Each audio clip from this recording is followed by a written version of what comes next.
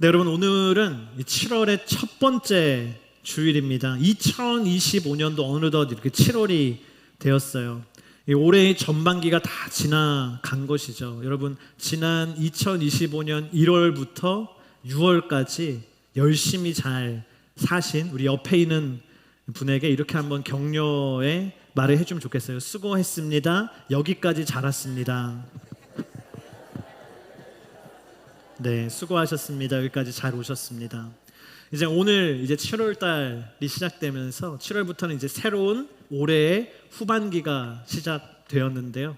여러분 어떻게 하면 이 후반기를 우리가 잘 보낼 수 있을까를 생각하게 됩니다. 근데 중요한 것은 그것 같아요. 이 새롭게 시작된 이 새로운 시즌을 새롭게 다시 시작할 수 있는 것.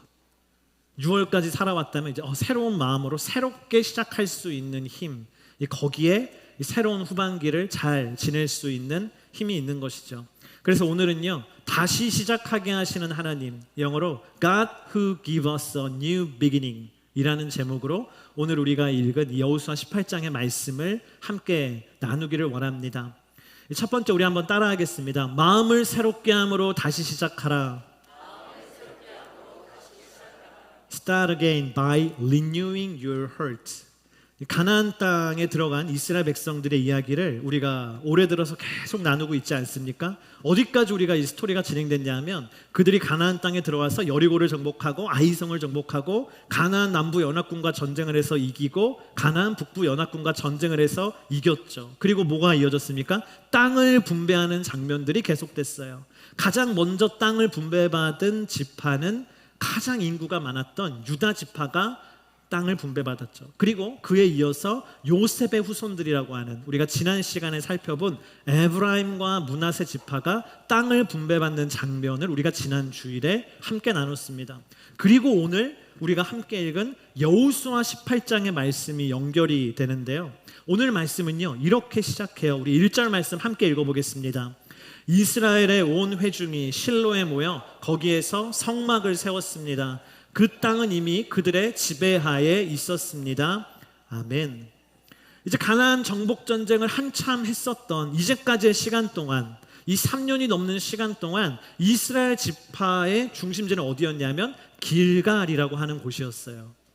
가나안 땅에 들어와서 가장 먼저 터를 잡고 그곳에서 함께 길갈에서 하나님을 예배하고 길갈에서 이스라엘 백성들이 함께 모여서 군대를 재정비하고 또 전쟁을 나가고 재정비하고 또 전쟁을 나가고 하나님을 예배하고 했던 그 이스라엘의 중심지는 이제까지는 길갈이라고 하는 곳이었습니다.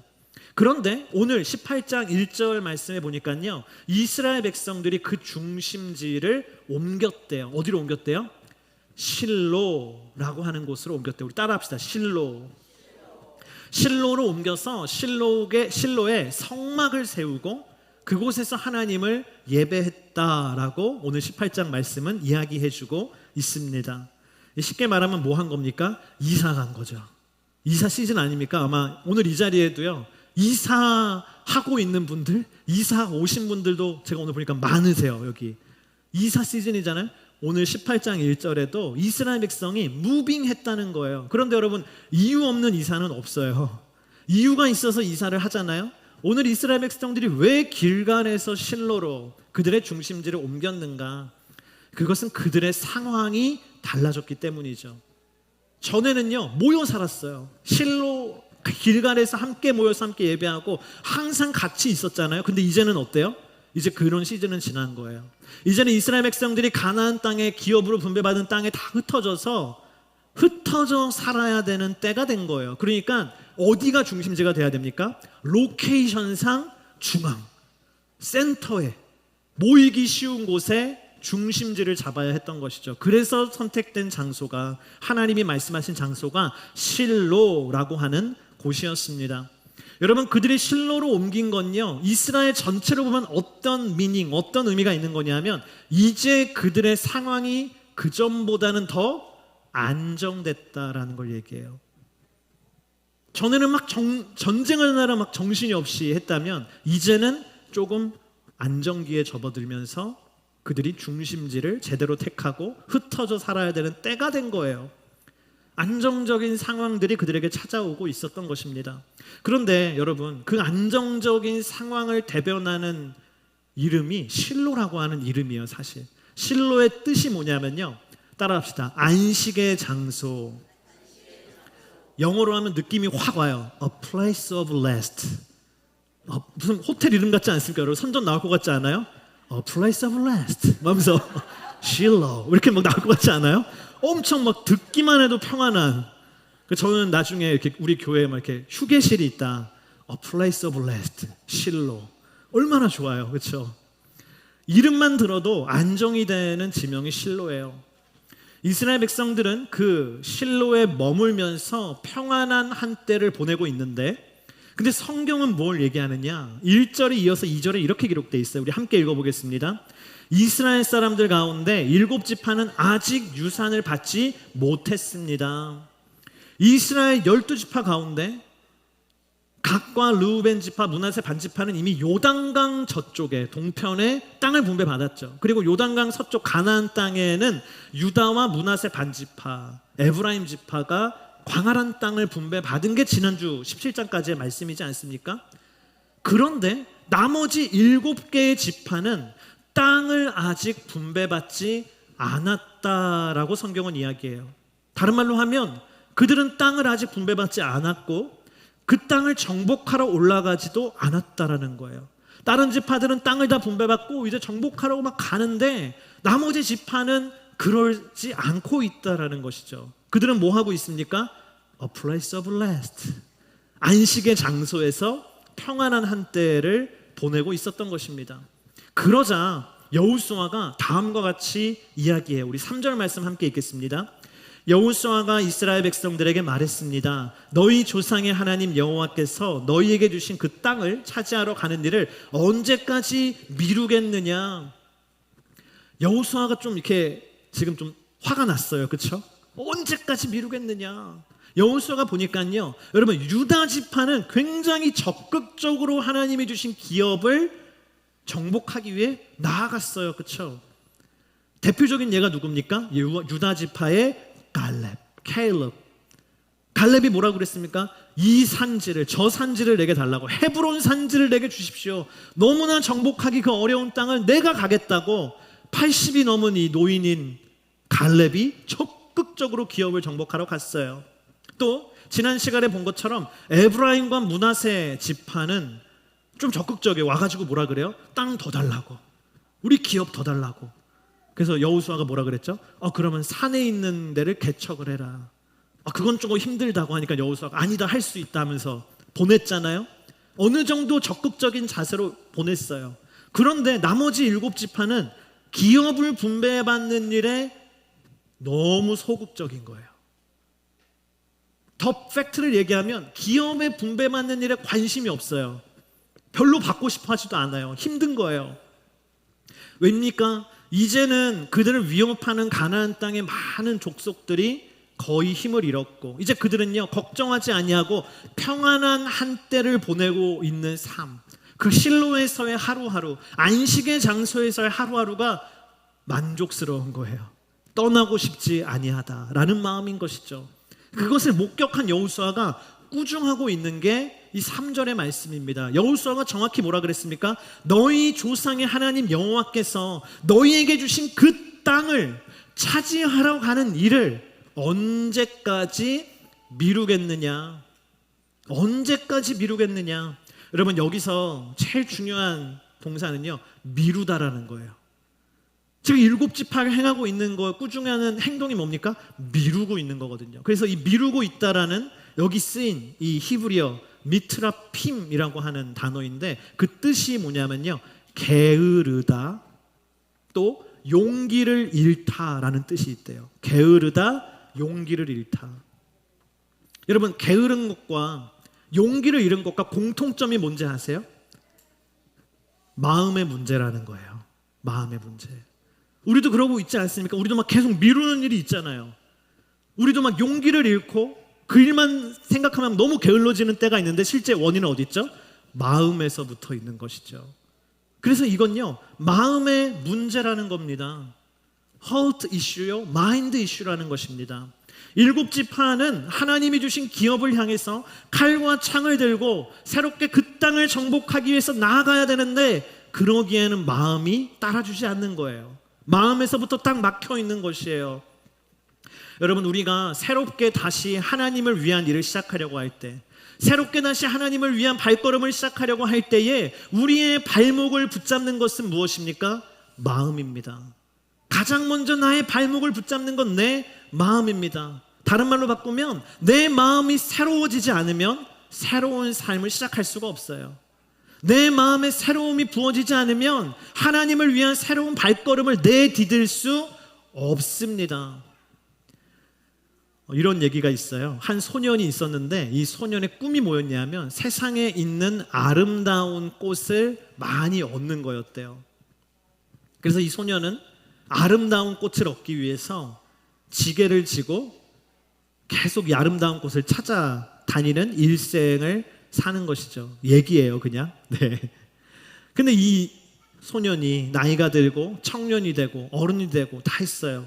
그런데 자기 지게를 보니까 꽃은 한 송이도 없고 다 쓰레기만 이 지게에 가득한 것입니다. 그러다가 이 청년이 한 노인을 만나게 됐는데 이 노인의 지게엔 꽃이 한가득 실려 있는 것이었어요. 그래서 청년이 물어본 것이죠. 아니 어르신, 저는 꽃을 찾으려고 이렇게 일평생 다녔는데 쓰레기만 가득한데 어르신께서는 어떻게 그렇게 지게 한가득 아름다운 꽃들을 얻으실 수 있었습니까? 그러자 그 노인이 이 청년을 유심히 보더니 이렇게 대답했대요. 아니, 자네의 지게엔 쓰레기통이 실려 있구만. 쓰레기통이 실려 있으니 쓰레기만 담게 되는 것이지 자네가 꽃을 얻으려면 꽃 바구니를 가지고 다녀야 하지 않겠는가. 여러분, 이 이야기가 비유하고 있는, 의미하고 있는 게 뭡니까? 쓰레기통과 꽃바구니가 의미하는 게 뭔지 아세요? 마음이에요. 마음. 여러분, 마음은 인생의 그릇인 줄을 믿습니다. 우리 따라합시다. 마음은 인생의 그릇이다. 저와 여러분의 마음에 뭐가 있느냐에 따라서요, 여기 채워지는 게 다른 것이고 우리의 삶이 달라지는 거예요. 마음은 인생을 담는 그릇이에요. 그래서 여러분, 잠언 4장 23절 말씀에도 이런 말씀이 있지 않습니까? 무릇 지킬 만한 것보다 더욱 뭘 지켜요? 내 마음을 지키라. 생명의 근원이 이에서 남이라. 하나님이요, 그래서요, 너희의 마음을 잘 관리하고 너희의 마음을 잘 지키라고 말씀하셨어요. 거기에서 생명이 솟아난다고 말씀하셨어요. 여러분, 그러므로 나의 삶을 새롭게 시작하고자 할 때 가장 중요한 것은 무엇입니까? 마음을 새롭게 하는 것인 줄을 믿습니다. 마음을 새롭게 하는 것. 로마서 12장 2절 말씀에 이 놀라운 말씀이 있죠. 우리 함께 읽어보겠습니다. 여러분은 이 세대를 본받지 말고 오직 마음을 새롭게 함으로 변화를 받아 하나님의 선하시고 기뻐하시고 온전하신 뜻이 무엇인지 분별하도록 하십시오. 우리가 늘 하나님의 뜻을 구하지 않습니까? 하나님, 주님의 선하신 뜻은 무엇입니까? 주님이 기뻐하시는 뜻은 무엇입니까? 주님의 온전하신 뜻은 무엇입니까? 우리는 늘 하나님의 뜻을 간절히 구해요. 그 뜻이 뭐냐고. 근데 주님은 우리에게 뭘 말씀하십니까? 그 뜻을 알려면 먼저 뭘 해야 된대요? 마음을 새롭게 해야 한다. 마음을 새롭게 해야 거기에 하나님의 뜻이 담길 수 있다라는 것이에요. 왜입니까? 하나님의 거룩한 뜻은요, 거룩한 마음에만 담을 수 있기 때문입니다. 한번 생각해 보세요, 여러분. 여러분의 가족이, 여러분의 자녀들이나 누군가 와서 여러분에게 너무나 더러운 막 흙이 가득하고 막 지능이 묻어있는 그릇을 갖고 와서 여기 맛있는 음식을 담아달라고 한다면 담아줄 사람이 어디 있겠어요? 그래, 거기다 이거 담아 먹어라면서 아무리 맛있는 음식일지라도 거기 담아줄 수는 없죠. 주님도 똑같은 거예요. 우리의 마음이 새롭게 돼야, 깨끗한 그릇이 돼야 거기에 하나님의 새로운 뜻을 부어주시는 것입니다. 여러분, 저와 여러분의 마음이 새로워지기를 주의 이름으로 축복합니다. 여호수아가 일곱 지파에게 오늘 얘기하는 게 그거예요. 언제까지 미루고 있겠느냐? 다시 말하면 뭡니까? 너희들의 마음을 새롭게 하라. 3년 동안 그동안 수고하면서 전쟁했지, 너무나 수고 많았지, 그래서 좀 지쳤지. 그러나 이제는 마음을 새롭게 해야 될 때다. 이제는 너희들의 마음이 새로워져야 할 때다. 새로운 마음 위에 하나님의 유산을 쟁취할 수 있는, 하나님의 기업을 물려받을 수 있는 거룩한 일을 다시 시작할 수 있다. 여러분, 하나님께서 오늘 저와 여러분에게 새로운 마음을 가지라고 말씀하시는 줄을 믿습니다. 오늘 우리 기도할 때 그래서 그렇게 기도해야 돼요. 하나님, 주여 나의 마음을 새롭게 해 주십시오. 다른 것 이전에 내 마음을 새롭게 해 주십시오. 우리에게 그 간절한 기도가 있기를 주의 이름으로 축복합니다. 두 번째, 우리 따라합시다. 비전을 새롭게 함으로 다시 시작하라. 비전을 새롭게 함으로 다시 시작하라. Start again by renewing your vision. 하나님이 주신 기업을 정복하러 가는 일에 관심이 사라진 7지파에게 여호수아가 특단의 조치를 내리는데, 특별한 처방을 내리는데, 그게 바로 4절부터 6절의 말씀입니다. 우리 함께 읽어보겠습니다. 각 지파에서 3명씩 뽑으라. 그러면 내가 그들을 보낼 것이니 그들은 일어나 그 땅으로 가서 각 지파의 유산을 살펴서 자세한 내용을 기록한 후 내게 돌아와야 한다. 그들이 그 땅을 7으로 나눠 유다는 계속해서 남쪽의 영토에 있고 요셉의 집은 북쪽의 영토에 있도록 하라. 너희는 그 땅을 7구역으로 잘 나눠서 그 자세한 내용을 여기 내게로 가져오라. 그러면 내가 여기 우리 하나님 여호와 앞에서 너희를 위해 제비를 뽑을 것이다. 아멘. 여호수아가 어떤 조치를 취합니까? 7개 지파에서요 각각 3명씩 대표를 선발하래요. 대표 선수 3명씩을 선발하래요. 그럼 몇 명이에요?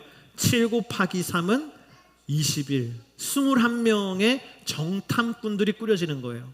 그리고 그 21명의 정탐꾼을요 아직 분배되지 않은 남아있는 그 땅들, 그들이 분배받을 땅을 7개의 구역으로 나누래요. 구역, 섹터, A, B, C, D, E, F, G까지 7개의 구역으로 나누래요. 그리고 한 지역에 3명씩, 한 지파씩 보내는 거예요.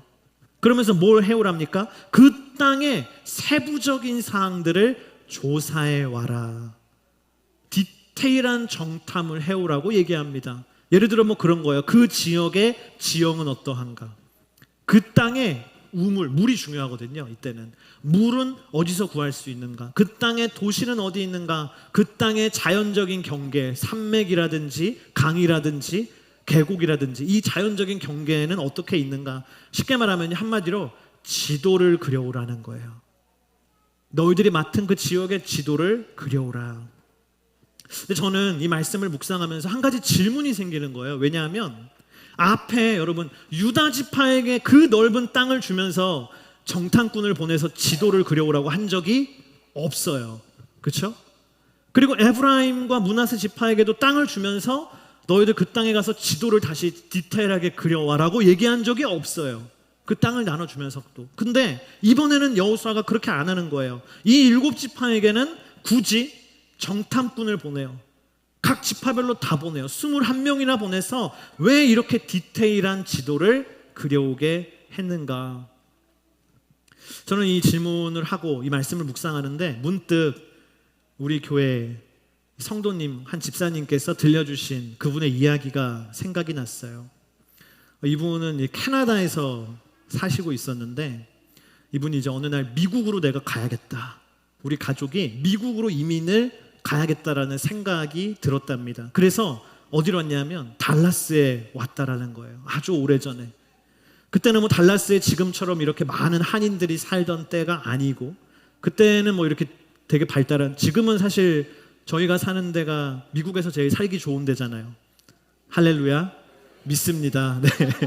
근데 그때는 뭐 그 정도는 아니었잖아요. 근데 달라스에 와야겠다. 그래서 여기를 짬을 내서 온 거예요. 그리고 캐나다로 돌아가셨대요. 근데 가서 이제 이민을 이제 가려고 생각하니까 너무나 넘어야 될 산들이 많은 거죠. 캐나다에서 하고 있던 비즈니스 다 정리하고 와야 되죠. 아이들, 자녀들의 교육과 모든 문제를 다 해결해야 되죠. 와서 제일 어려운 게 뭡니까? 비자를 해결해야지 올 거 아니에요. 온 가족이요. 근데 어떻게 해결하겠어요? 뭐 아무것도 없는데. 그 많은 문제들을 넘고 넘어서 오려니까 길이 안 보이는 것이죠. 그래서 그분이 얘기하시는 게 뭐냐면, 그래서 가장 먼저 한 행동이 뭐냐면 집에 커다란 미국 지도를 사셨대요. 그리고 미국 지도를 딱 집에 붙여놓고 거기다가 텍사스의 동그라미를 딱 치셨대요. 여기 가겠다 이렇게. 아마 제가 그림으로 그려봤는데 이랬을 것 같아요. 지도 나오나요? 네, 이렇게 여기 가겠다 이렇게 하셨대요. 그리고 매일매일 그거를 집에서 보면서 나 텍사스 가겠다, 우리 가정 텍사스로 가겠다 계속 생각하고 했다는 거예요. 그래서 어떻게 됐다는 거예요? 그 모든 문제와 산들을 넘어서 텍사스로 와서 오늘날 인투 달라스 교회에서 귀하게 행복하게 잘 살고 있다. 할렐루야. 네. 제가 이 이야기가 생각이 문득 나는 거예요. 지도, 왜 여호수아가 정탐꾼들을 굳이 보내서 지도를 다 모든 지파들이 그려오게 했을까? 이런 이유겠구나. 여러분, 직접 가서 보아야지 비전을 품을 수 있어요. 직접 가서 보면 비전이 생기는 거예요. 내가 그림을 그려와서, 오늘날로 치면 뭐예요? 내가 영상을 찍어와서 사람들에게 보여주면 그 사람들도 그 지도를 보고 그 영상을 보면서 그 땅에 대한 비전을 품게 되는 거예요. 이것은요, 여호수아 자신의 경험이기도 했습니다. 여러분, 여호수아가 어떤 경험이 있습니까? 그가 젊었던 시절에 그는 가데스 바네아에서 가나안 땅을 정탐하러 가는 정탐꾼 1호였잖아요. 그가 가장 먼저 가나안 땅에 들어가서 그 땅을 경험하고 그 땅을 눈으로 보고 그 땅을 봄 즉시 하나님의 비전을 품었던 사람. 그래서 오늘날 오랜 시간이 흐른 뒤에도 할아버지가 다 되었는데도 그 가나안 땅의 정복에 하나님이 기름 부어주신 지휘관으로 쓰임받은 사람, 봄으로써 비전을 얻어서 그의 인생이 변화된 사람, 여호수아 아닙니까? 여호수아가 그 얘기를 하는 거예요. 너희도 정탐꾼이 돼서 가서 다시 보고 그 땅에 대한 하나님의 비전을 품어라. 할렐루야. 여러분, 그래서 뭐가 중요해요? 우리 따라합시다. 보는 것이 중요합니다. 보는 것이 중요해요. 바라보는 비전을 우리가 새롭게 할 때 하나님이 내 인생에 주시는 비전이 새로워지는 줄을 믿습니다. 그래서요, 여러분, 선교지도요, 가보는 게 중요해요. 내가 할 수 있고 없고 그거보다도 내가 그 땅에 가서 보는 게 중요해요. 왜입니까? 그 땅에 가서 보면 비전이 생기는 거예요. 하나님의 마음이 부어지는 거예요. 아우니치 왜 갑니까? 물론 사역에 도움도 되고 거기 아우니치 하면서 그 땅을 향한 마음을 가진 사람들이 일어나서 선교사도 나와서 가는 거긴 해요. 하지만 또 하나의 이유는 뭡니까? 가서 보라는 거죠. 가서 봄으로 하나님이 주신 그 땅을 향한, 그 영혼들을 향한 하나님의 마음을 품을 수 있기 때문이에요. 여러분, 여러분의 가정에 세계 지도가 붙어 있기를 주의 이름으로 축복합니다. 세계 지도 안 붙어 있나요? 안 붙이고 뭐 하신 거예요? 세계 지도를 붙여놓고 그거 보면서 뭐 해야 돼요? 하나님, 열방에 대한 비전을 주십시오. 할렐루야. 열방에 대한 비전을 주십시오. 세계 지도를 붙여놓고 그걸요, 자녀들에게, 다음 세대에게 보여줘야 돼요. 얘들아, 이 세계 지도를 봐라. 세계 지도를 보면서 너희들이 세계적인 하나님의 일꾼이 되라. 할렐루야. 열방을 품는 하나님의 사람이 되어라. 할렐루야. 저는 젊은 시절에, 청년의 때에 언제나 제 성경책에는 세계 지도가 있었어요. 저는 그 세계 지도를 매일 피고 모든 나라들의 이름을 다 불렀어요. 여기서부터 저기까지. 아프리카 진짜 알지 못하는 나라들 이름까지 다 불러가면서 그 땅을 위해서 기도했어요. 저에게 그게 엄청나게 큰 축복이었어요. 할렐루야. 내가 열방을 품고 기도한 시간이 짧지 않다. 그 기도하면 되게 오래 걸립니다, 여러분. 이 나라 이름만 얘기해도 한참 걸립니다. 네. 그런데 하나님이 그걸 통해 열방을 향한 마음을 주시는 거 아닙니까? 열방을 향해 사용하시는 밑거름이 되는 거 아니겠습니까? 여러분, 저는 이 말씀을 준비하면서 하나님이 주시는 비전에 대해서 묵상할 때 문득 제가 지난 주에 생각난 게 뭐냐면 작년 4월 26일이요. 2024년 4월 26일이 생각났는데 그때 뭐 했냐면요. 그때 제가 인투 달라스 교회 개척이 아직 안 된 때잖아요. 4월이니까. 개척을 준비하면서 제가 개척 프레젠테이션을 했던 기억이 나더라고요. 우리 교회는 이런 비전을 가지고 나갈 거다. 한참 전에 했던 거죠. 그때 이런 내용들을 함께 나눴어요. 첫 번째가 인투의 DNA, 인투의 의미. 다 아시죠 여러분? 새가족 교육과정 하면 다 나오거든요 우리 교회. into의 의미가 뭡니까? come into Jesus. 마태복음 11장 28절 수고하고 무거운 짐진 자들아 다 내게로 오라 내가 너희를 쉬게 할 것이다. 이게 뭐예요? 우리 교회 예배의 비전이에요. come into Jesus. 또 두 번째 go into the world. 마태복음 28장 19절 말씀. 그러므로 너희는 가서 모든 민족을 제자로 삼아 아버지와 아들과 성령의 이름으로 세례를 주고. 이게 뭡니까? 선교의 비전. 우리 교회는 예배의 비전, 선교의 비전을 붙든 교회입니다. 그래서 이 비전을 중심으로 우리가 가지고 있는 우리 교회의 교회론, 사도행전적 교회 아닙니까? 예수님께서 주인 되시고 성령께서 이끄시는 교회. 할렐루야. 우리 교회는 그게 중요하거든요. 예수님이 주인인 게 중요하고요, 성령님이 이끌어 가시는 게 중요해요. 다른 말로 바꾸면 어디로 튈지 몰라요. 성령님이 어디로 이끄실지 모르니까 몰라요. 또 우리 교회 그래서 목회 철학이 뭐냐, 필로소피가 뭐냐, 예수 공동체다. Jesus-centered community다. 예수 그리스도가 주인이신 공동체이고 예수 그리스도를 위해 존재하는 공동체다. 이게 우리 교회의 DNA입니다. 근데 여기까지 여러분 다 아시는 걸 거예요 아마. 근데 그 뒤에 부분은 아마 모르시는 분들이 대부분이에요. 뭐냐면 제가 그러면서 이거를 우리 교회가 이제 구체적으로 개척을 시작하면서 디렉션, 방향성을 구체적으로 이렇게 가져가면 좋겠다라고 세 가지를 얘기했었어요. 그때 그 슬라이드를 제가 그대로 갖고 왔어요. 첫 번째는 예배의 방향성. 네 가지였어요. 첫 번째, 성령의 임재를 생생하게 느낄 수 있는 예배.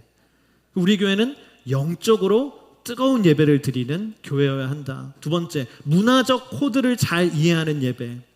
영적, 스피리추얼하지만 우리는 또 한편 트렌디해야 된다.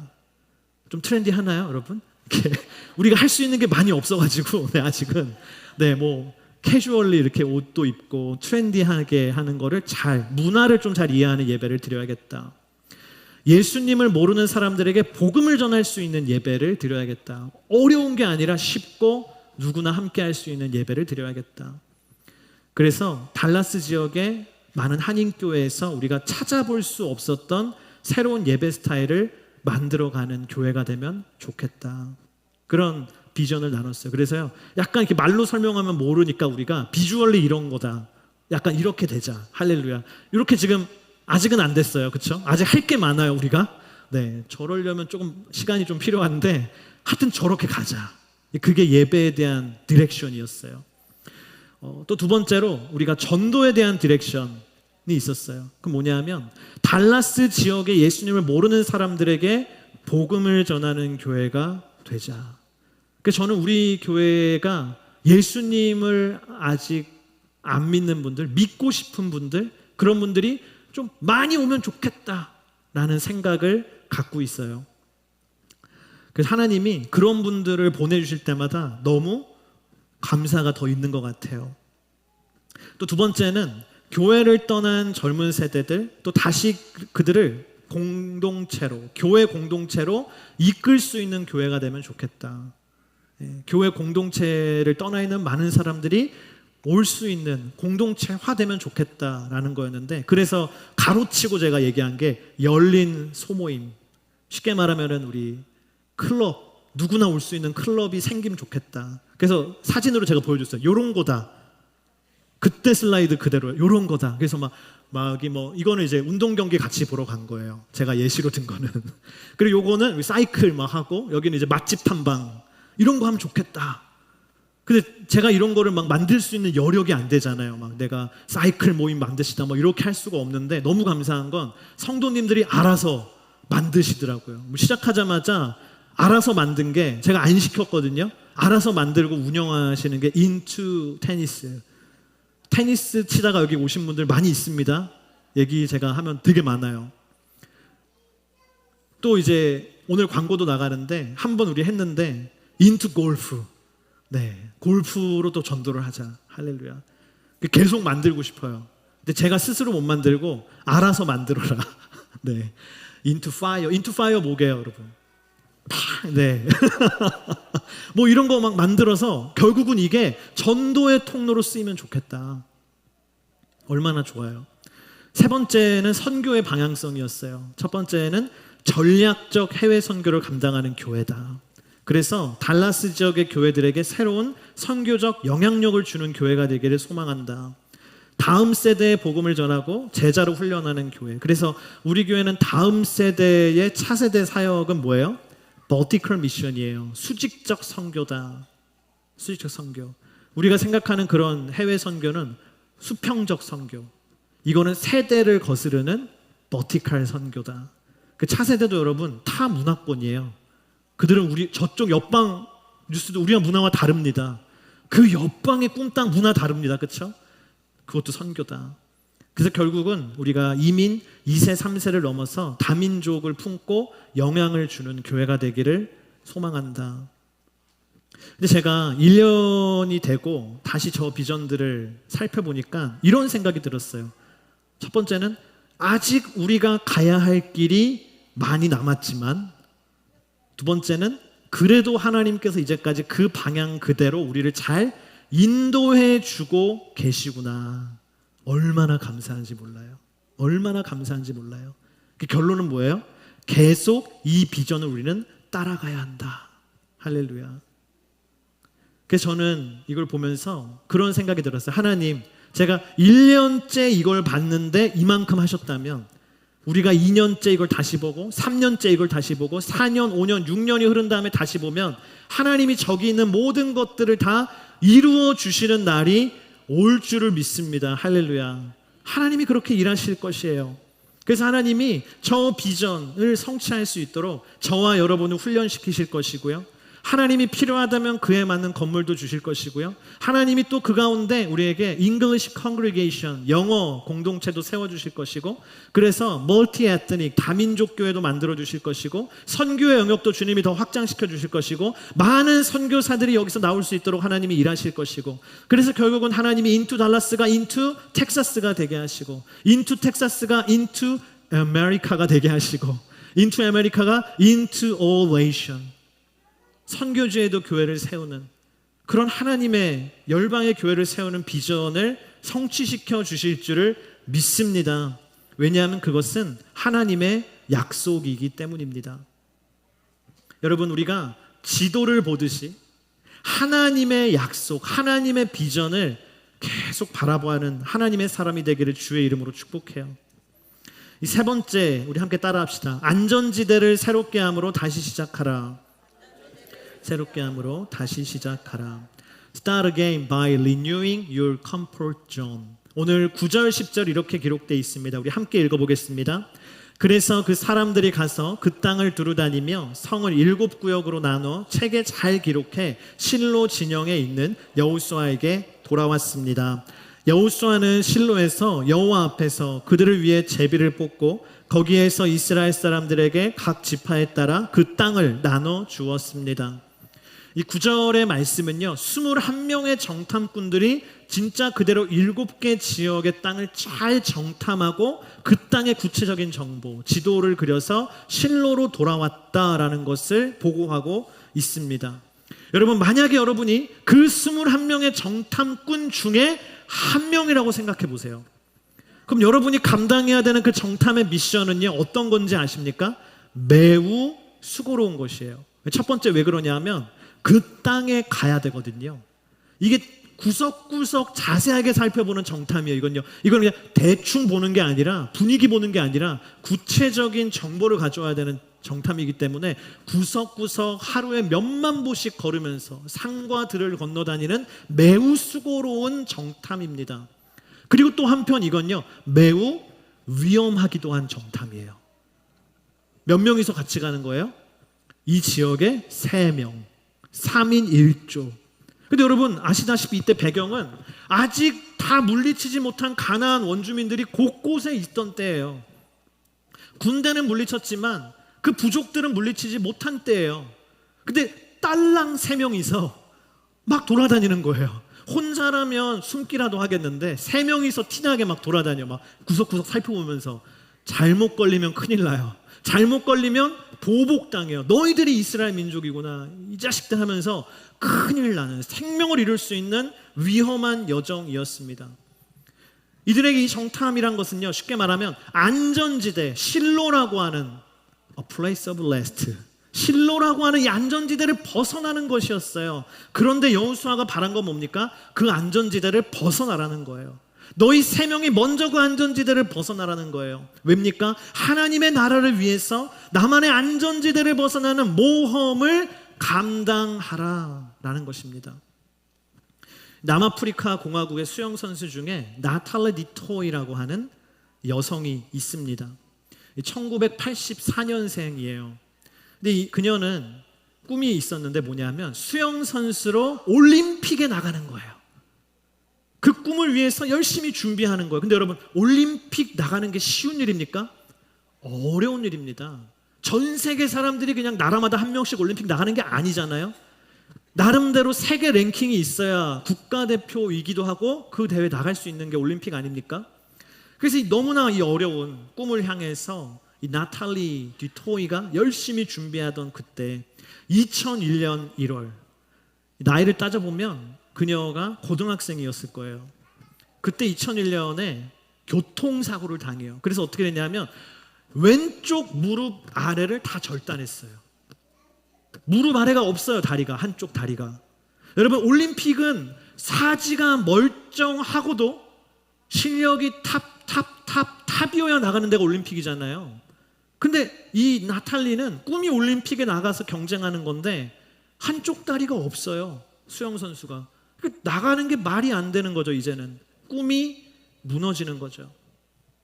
그때 이 나탈리에게는요, 두 가지 초이스가 있었어요. 첫 번째는 올림픽이라고 하는 이제 생각하기 어려운 꿈을 접고 더 안정적인 일을 위해서 그녀의 시간과 에너지를 쏟는 거예요. 현실을 인정하고 쏟는 거예요. 거기다가 두 번째는 뭐냐 하면 그 안정적인 미래가 아니라 굉장히 무모해 보이지만 안전지대를 벗어나서 올림픽을 나가기 위해서 계속해서 도전하는 거였어요. 나탈리 디토이는 어떤 선택을 했느냐? 안전지대에 머물지 않고 그녀의 삶을 안전지대에 가두지 않고 계속해서 비전을 향해 도전했어요. 몇 년이 걸렸을까요? 7년이라는 시간. 1, 2년이 아니라 무려 7년이라는 오랜 시간이 걸렸습니다. 그래서 어떻게 되느냐? 2008년 5월 스페인 세비야에서 열린 10km 마라톤 수영이란 게 있대요. 수영으로 10km를 간대요. 저는 처음 알았는데 이 수영 세계 선수권대회에 한쪽 다리가 없는 나탈리가 참여해서요, 여기서 랭킹에 올라가고 올림픽 출전권을 따내요. 장애인들만을 위한 대회가 아니라 사지가 멀쩡한 사람들이 함께 나와서 경쟁하는 그런 대회인데도 여기서 출전권을 따내서 3개월 후인 2008년 8월에 베이징 올림픽 대회에 여자 10km 마라톤 대표로 출전해서 2시간 49초의 기록으로, 와, 수영을 2시간 49초 할 수 있나 봐요, 여러분. 저는 진짜 와, 이게 되나 싶은데 2시간 49초를 기록하며 전체 본선 25명 중에 16위를 차지합니다. 팔다리가 온전한 다른 나라의 국가대표 9명의 선수를 이겼어요. 한쪽 다리가 없는 수영선수가. 그리고 그 해에 열린 패럴림픽, 장애인들의 올림픽 때 패럴림픽에서는 어떻게 돼요? 씹어 먹는 거죠, 대회를. 금메달만 5개 땄어요, 이 여자가. 여러분, 이 나탈리 디토이가 얼마나 위대합니까? 근데 그 위대함이 어디서 나왔어요? 어려움과 고난이 생겼다고 해서 움츠려든 게 아니라 나의 컴포트 존에만 그냥 머물러 있는 게 아니라 그녀는 용감하게 그 컴포트 존을 벗어나서 꿈을 향해 전진했다는 것입니다. 할렐루야. 여러분, 하나님의 나라도 똑같아요. 하나님의 나라는 우리가 안전지대를 벗어날 때 비로소 확장돼요. 그게 하나님의 원리예요. 창세기를 보면 아브라함이요, 하나님의 음성을 들어요. 하나님 뭐라고 하십니까? 너의 안전지대, 너의 컴포트 존인 본토 친척 아비집을 떠나라. 내가 너에게 지시한 땅으로 가거라. 그 말씀에 순종할 때 아브라함을 통해서 하나님의 위대한 역사는 시작된 줄을 믿습니다. 예수 그리스도께서도 그와 같은 거 아니십니까? 하나님의 예수 그리스도의 컴포트 존, 저 천상의 보좌를 예수님은 버리시고 인간의 육신을 입고 이 땅에 오셔서 우리의 죄를 사하시기 위해서, 우리를 생명으로 인도하시기 위해서 우리의 죄를 대신 지시고 십자가에 달려 죽으셨어요. 안전지대를 벗어나서 믿음의 모험을 하셨어요. 그때 비로소 우리를 향한 구원의 문이 열린 줄을 믿습니다. 초대교회, 사도행전에 등장하는 초대교회도 똑같습니다. 그 초대교회 성도들이 그들의 컴포트존, 안전지대인 예루살렘 땅을 벗어나서 온 유대와 사마리아와 땅끝까지 이르러 주님의 증인의 사명을 감당할 때 세계 선교의 문이 시작된 줄을 믿습니다. 몇 주 전에 여러분 미국에 이란 공습이 있었잖아요. 아마 여러분 뉴스로 다 보셨을 거예요. 근데 그 이란 공습 작전이 있은 후에 이란 바로 옆에 있는 나라가 이라크입니다. 근데 이라크 안에 있는 미국인들에 대한 위험이 굉장히 증대됐죠. 왜냐하면 이란이 어떻게 미국은 못하니까 옆에 있는 이라크 안에 있는 미군 부대, 미국 시민에 대한 보복을 충분히 가할 수 있었기 때문에 다행히 많은 분들이 기도해 주셔서 그런 일이 일어나지 않았어요. 근데 그 일이 있을 때 우리가 걱정한 것은 우리 이라크에 계신 우리 박청국 홍재회 선교사님에 대한 걱정이었어요. 혹시나 그런 일이 있으면 안 되는데, 그래서 저희가 선교사님께 연락을 해서 선교사님, 우리 인투 달라스 교회 성도들이 함께 기도하겠으니 선교사님 기도 제목을 보내주세요. 그랬어요.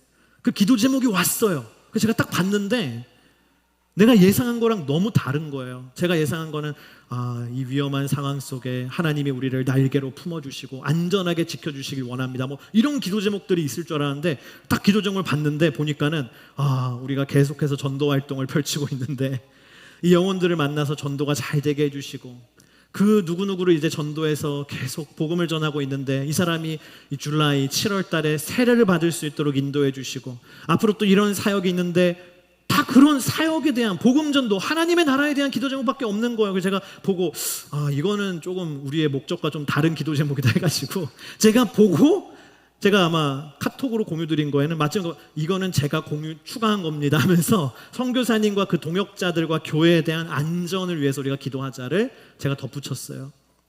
제가 보면서 그런 생각을 했어요. 어떻게 이럴 수 있을까? 어떻게 불안하지 않나? 두렵지 않으신가? 근데 선교사님은 깨달은 거죠. 뭡니까? 하나님의 나라를 위해서 안전지대를 벗어나 있는 것은 어찌 보면 당연한 것이구나. 당연한 것이구나. 전쟁의 한복판에 있는 것도 어찌 보면 하나님의 나라를 위해 내 삶을 드리는 자에게는 당연한 것이구나. 선교사님이 아주 오래전에 이라크 전쟁이 있을 때도 더 위험했거든요. 그냥 전쟁의 한복판이니까. 그때 선교사님 어떻게 했냐면 여권을 땅에 묻었어요. 미국으로 다 돌아가야 되는 상황인데 아니야, 우리는 이 땅을 지키겠어 하면서 여권을 땅에 묻었어요. 자세한 내용은 선교사님 오시면 물어보시고 여러분, 그게 뭡니까? 더 중요한 사실이 있는데 그건 뭐냐면 우리 인생의 진정한 안전지대, 세이프티 존은 하나님께서 나를 부르신 그 자리입니다. 주님이 함께 하시는 그 자리가 내 인생의 세이프티 존이에요. 오늘 함께 부른 찬양 중에 오션스라고 하는, 우리말로 바꾸면 큰 바다라고 하는 이 찬양이 있었습니다. 이 오션스라고 하는 찬양은 2013년에 발표된 이후에 거의 1년이 넘는 시간 동안 전 세계에 있는 크리스찬들에게 가장 사랑받았던 찬양, 많이 불렀던 찬양이 바로 이 오션스라고 하는 찬양입니다. 근데 이 찬양은요, 가사를 보면 마태복음 14장에 나오는 베드로의 이야기를 배경으로 만들어졌어요. 베드로가 예수님을 의지함으로 무리를 걸어갔던 사건, 여러분 아시죠? 그 사건을 찬양으로 만든 게 바로 이 오션스라고 하는 찬양인데, 마태복음 14장 28절부터 31절 우리 한번 이 성경을 읽어보기를 원합니다. 함께 읽겠습니다. 베드로가 대답했습니다.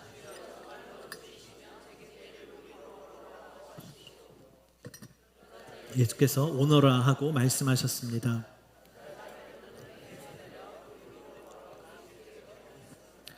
그러나 베드로는 바람을 보자 겁이 났습니다. 그러자 바로 물속으로 가라앉기 시작했고 베드로가 소리쳤습니다. 주여 살려주십시오. 예수께서 곧 손을 내밀어 그를 붙잡으시며 말씀하셨습니다. 믿음이 적은 사람아 왜 의심했느냐. 예수님께서 무리를 걷게 해달라는 베드로의 요청을요 기쁘게 받아주셨어요.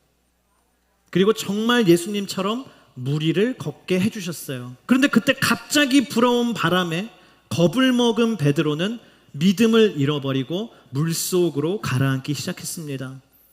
그때 예수님께서 베드로를 건져주시면서 말씀하셨어요. 믿음이 적은 사람아 왜 의심했느냐. 믿음이 적은 사람아 왜 의심했느냐. 여러분 무슨 뜻입니까 이게? 배 위가 안전지대가 아니라 땅 위가 안전지대가 아니라 주님과 함께하는 그곳이 너에게 안전지대라는 말씀이에요.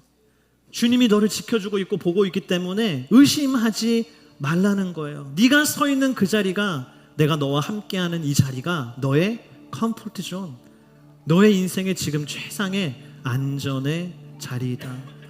여러분 우리가 예수님을 잘 믿고 믿음의 길을 걸어갑니다. 하루하루 그렇게 살아가다가 어느 날 정말 베드로처럼 바람이 내게 불어와요. 확 바람이 불어와요. 예상하지 못한 사고가 일어나기도 하고 예상하지 못한 질병이 찾아오기도 하고 마음의 병이 생기기도 하고 갈등으로 힘들어하기도 하고 지치기도 하고 사랑하는 가족들에게 내가 해결해 줄 수 없는 어려운 문제가 생기기도 해요. 내 힘으로 해결하기 어려운 일들이 내게 닥쳐오기도 해요. 그 바람이 막 불어올 때 우리는요 겁이 나요. 베드로처럼 겁이 나요. 그래서 베드로처럼 물에 빠져서 허우적거립니다.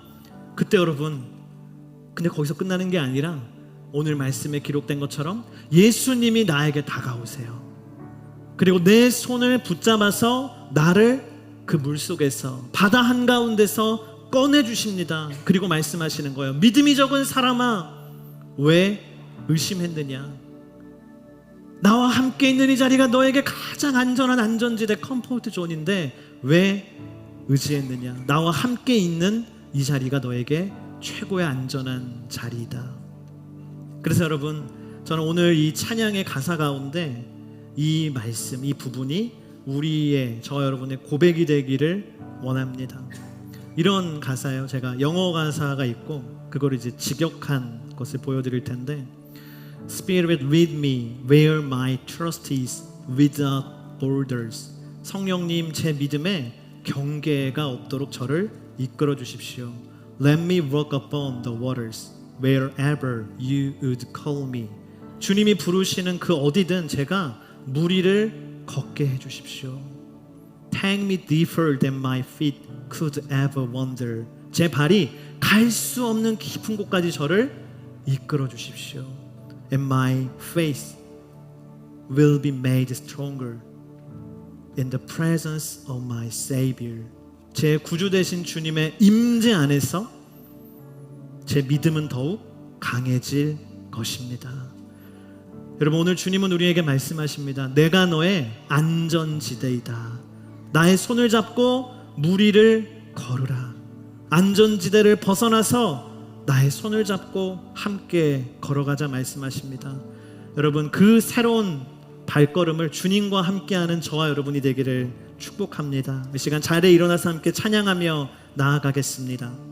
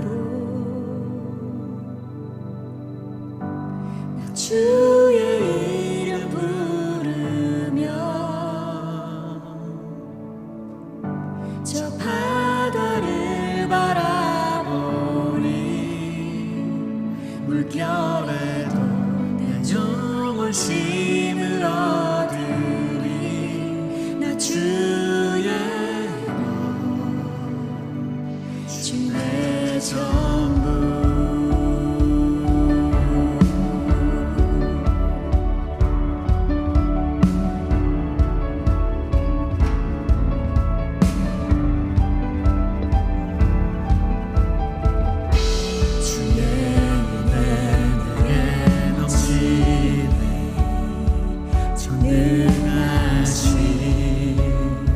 주의 손길 두려움 나를 둘러싸도 변함없는 주 날 붙드네 나 주의 이름 부르며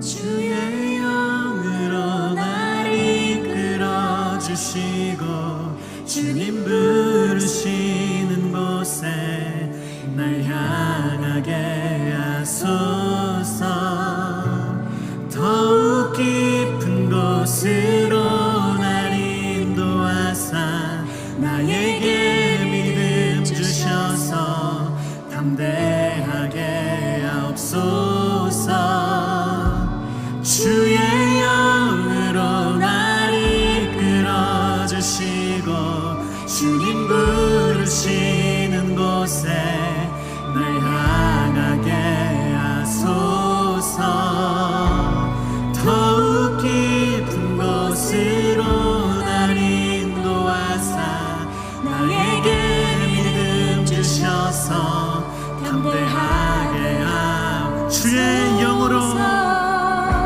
주의 영으로 날 이끌어 주시고 주님 부르시는 곳에 날 향하게 하소서 더욱 깊은 곳으로 날 인도하사 나에게 믿음 주셔서 담대하게 하옵소서 주의 영으로 날 이끌어 주시고 주님 부르시는 곳에 날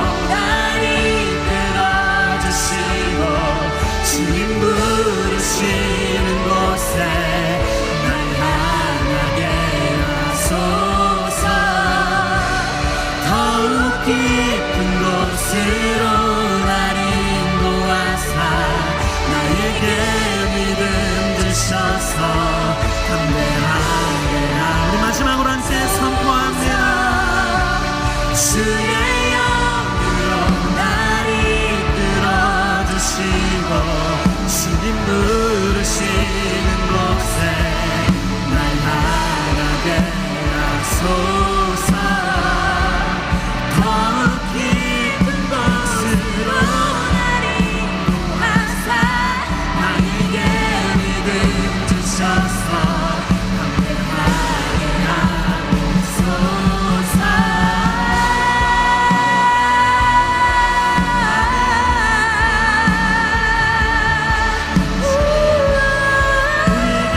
하나님의 음성을 듣고 나아가는 담대한 믿음을 더하여 주시옵소서. 오 주님,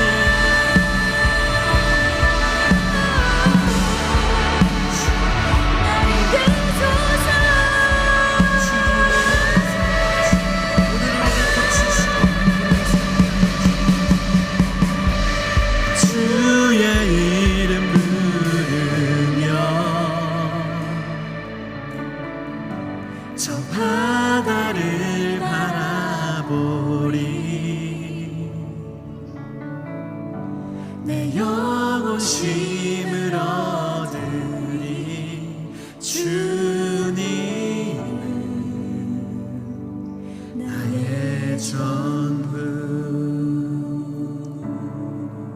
여러분은 이 세대를 본받지 말고 오직 마음을 새롭게 함으로 변화를 받아 하나님의 선하시고 기뻐하시고 온전하신 뜻이 무엇인지 분별하도록 하십시오. 여러분, 오늘 하나님께서 우리의 삶을 새롭게 하시고자 하실 때 오늘 가장 먼저 우리의 마음을 새롭게 하실 줄을 믿습니다.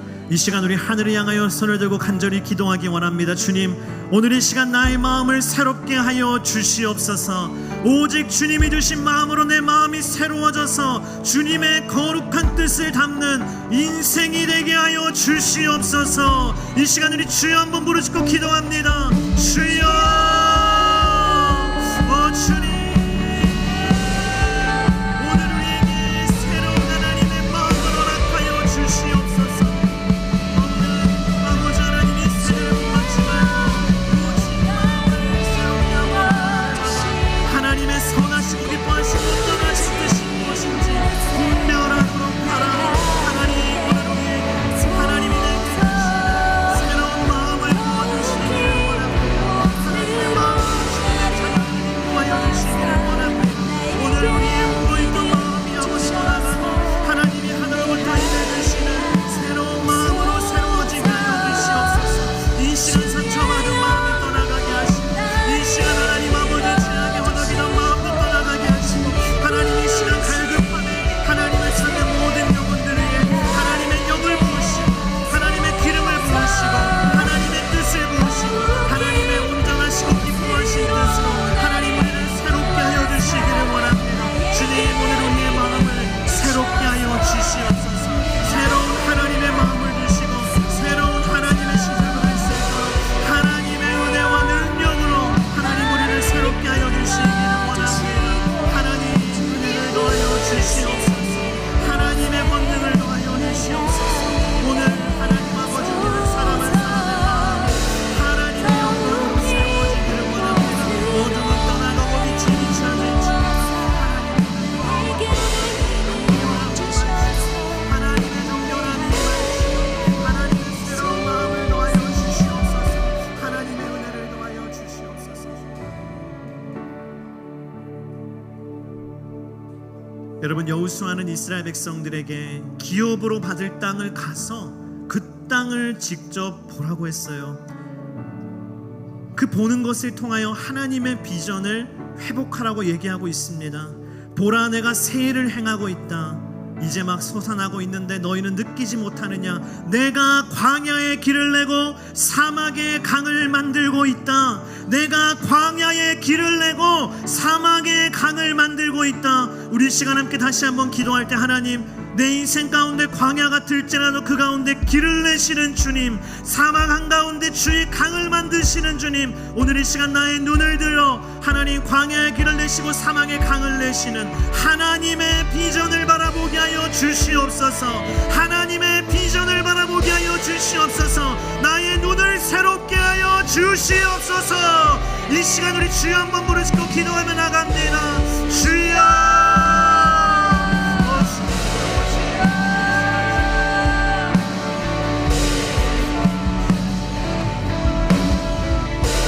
주의 영으로 나를 이끌어주시고 주님 부르시는 곳에 날 향하게 하소서. 너무 깊은 곳으로 나를 인도하사 나에게 믿음 주셔서 담대하게 하옵소서. 주의 영으로 나를 이끌어주시고 부르시는 곳에 날 향하게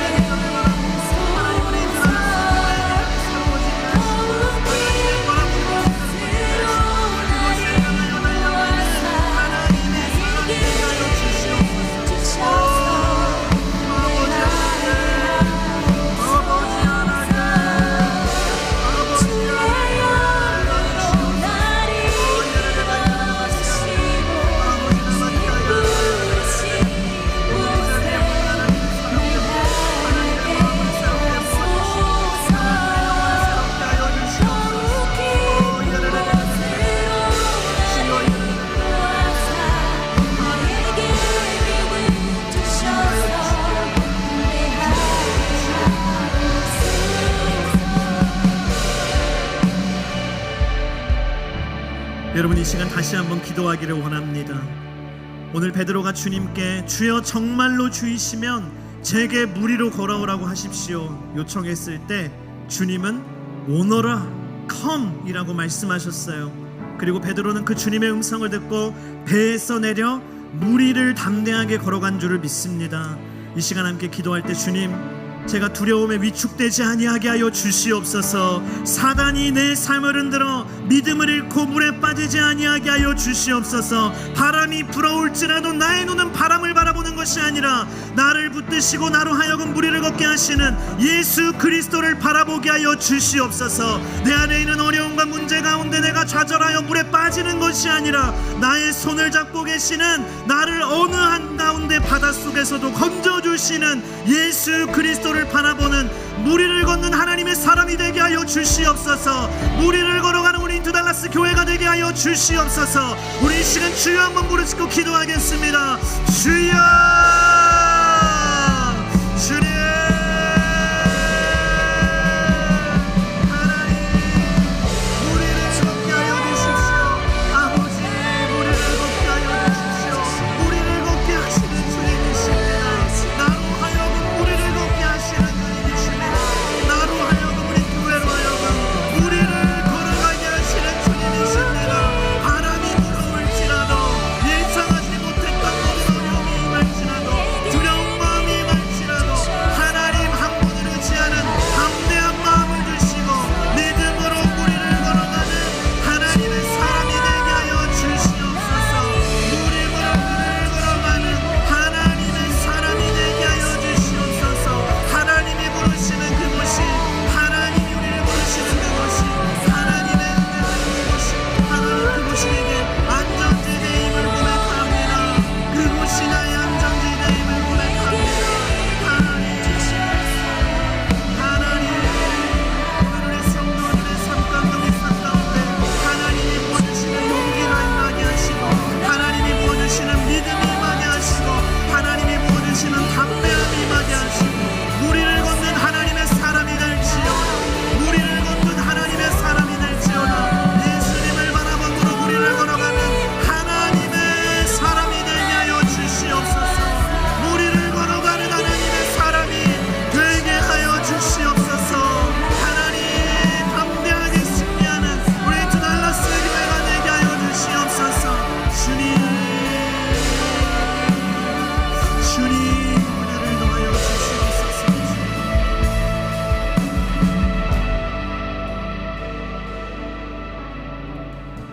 나 주의 이름 부르며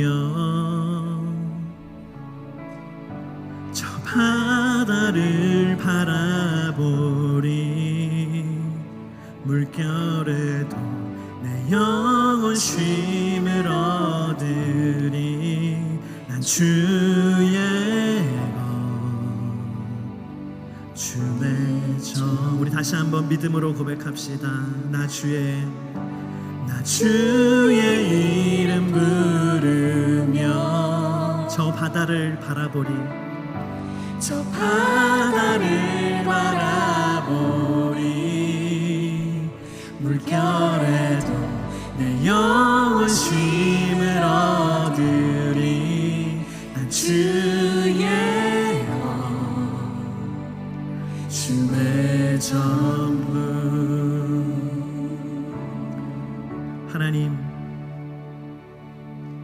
일렁이는 파도의 한가운데서도 바람이 불어오는 폭풍의 한가운데서도 우리가 예수 그리스도를 바라보고 믿음으로 발걸음을 옮기면 물 위를 걷는 하나님의 기적이 일어나는 줄을 믿습니다. 하나님은 광야의 길을 내시고 사막 한가운데 강을 내시는 주님이시오니 그 주님의 전능하심과 그 주님의 인도하심을 바라보며 위축되고 두려워하고 넘어지고 숨어 있는 것이 아니라 하나님을 믿음으로 담대하게 일어나 나아가는 하나님의 용사들이 되게 하여 주시옵소서. 담대한 인투 달라스 교회가 되게 하여 주시옵소서.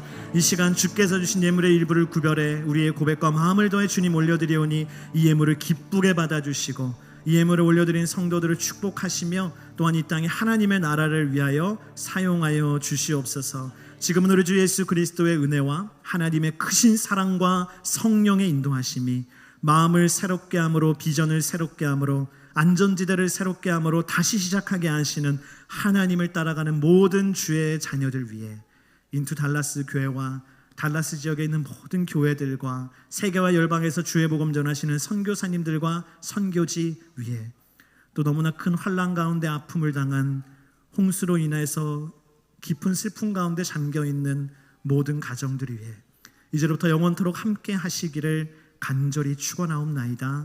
아멘.